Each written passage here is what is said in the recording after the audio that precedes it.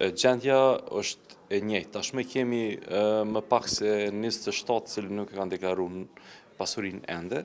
Për të tjerët, për pjesën tjetër që është rreth 110 zyrtar, gjobat tashmë janë shqiptuar dhe ata shumë shpejt do ta pranojnë në adresën e tyre gjobën për 30% të pagës, ndërsa për këta pjesën e mbetur thotë që nuk e kanë kryer rreth 27, ne jemi në proces të hartimit të kallëzimit penal, të cilat do t'i dorëzojmë në prokurori.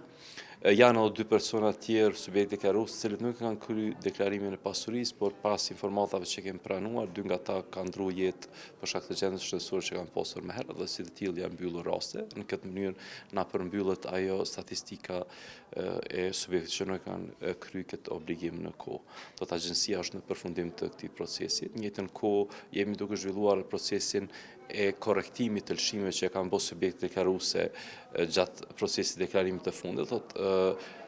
Tashmë si proces është mbyllur, është dita e fundit sot.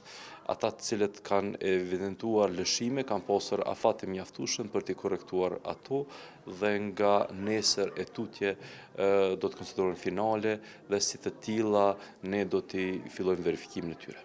Nëse pas gjobës nuk kanë deklaruar, tashmë kemi janë 110 të cilët e kanë deklaruar pas afatit të caktuar. Ky 27 personësh, ne do të dërgojmë prokuroria. Prokuroria mund të merr vendime dënimi dhe gjobë shtesë për ta.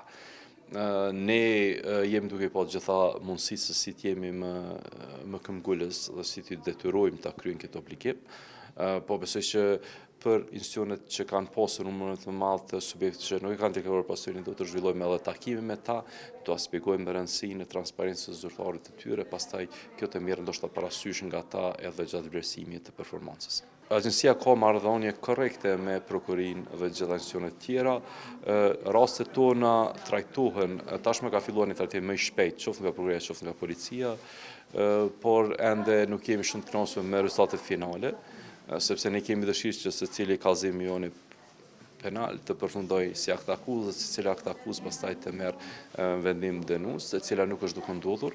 Kemi një kalim jo shumë të lartë të kallëzimit tona penale, ajo është nën 50%, e nganjëherë vije edhe më shumë se 50%, e pastaj edhe kalimi i tyre i akt akuzave në gjyqësor, po është edhe jo shumë i lartë që për ne është goxha shqetësuese.